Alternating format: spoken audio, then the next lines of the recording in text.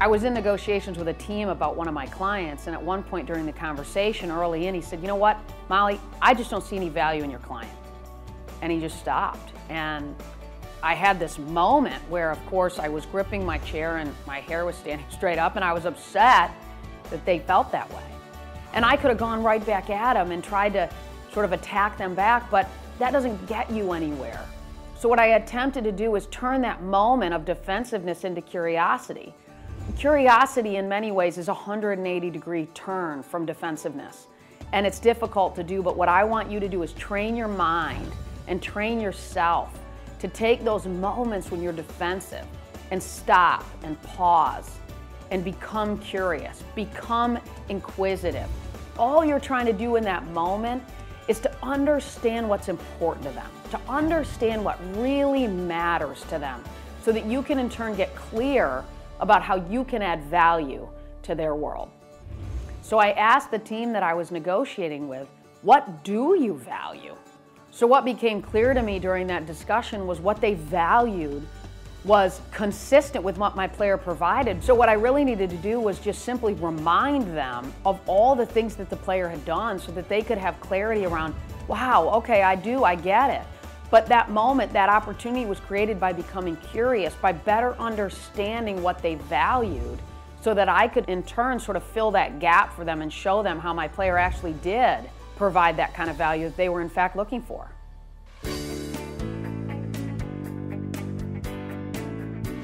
After negotiating almost $500 million in contracts, I've had a lot of moments when I could have become defensive, but instead I've used that platform to become curious. And so often in a negotiation or a conversation, and guys, this can be used for personal and professional lives, but what I would share is that I know sometimes you feel like you're being attacked, and maybe you are, but take that moment when you feel like you're being attacked and begin to inquire, begin to ask questions. Because what you'll find when you become curious is that it creates an opportunity for dialogue. If you become defensive and you back off, then there's no productive communication happening, which means you're not getting closer to where you need to get to.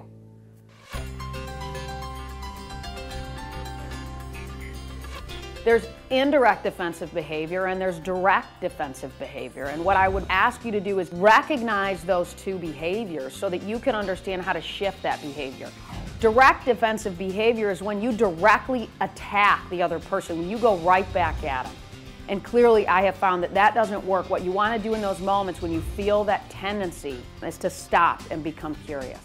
There's also those moments when you have indirect defensiveness, which means maybe you withdraw from the situation, maybe you get real quiet and you pull yourself back out of it. But the other things that I've seen people do is they begin to just sort of agree just to get that person out of the way, to get them out of the situation. But then they go stand by the water cooler, right, and complain about that person for minutes on end, and that isn't effective either.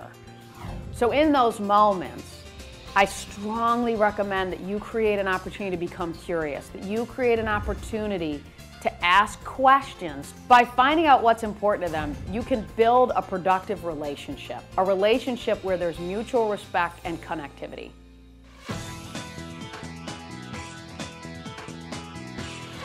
One of the first steps in turning defensive moments into curiosity is to understand that pivot point, that moment when you become defensive. What's causing that? Get clear about those hot buttons, those trigger points that cause you to want to attack back at somebody, so that you can begin to consciously recognize those moments so you can more effectively turn it into curiosity. How important is curiosity? You know, Einstein, one of the brightest people of all time, said, "I have no special talents. I am only passionately curious."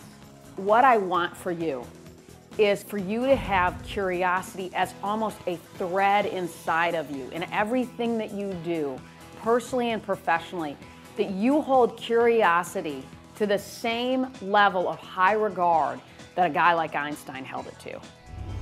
What you may find through getting clear about what causes that defensive behavior is that you may need to look at those things that make you defensive, and it might require a lot of extra work on your part separately that has nothing to do with what the person has said to me that's making me behave that way. It's something that's inside of the person. It's something that's inside of me that's making me defensive.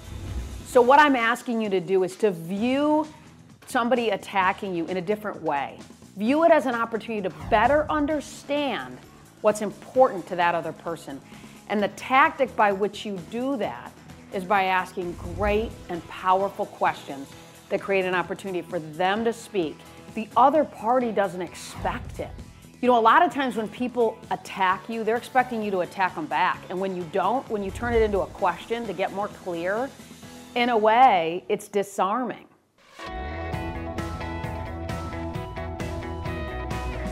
Defensiveness is like the Queen of Spades in the game of hearts. You've got to get rid of it or you'll lose the game, right? It's the same thing in life. Imagine a door, and when you become defensive, that door slowly starts closing. But when you become curious, you slowly start to open that door. And those questions, those moments of curiosity, open that door and create an opportunity for dialogue. And with dialogue, we create solutions.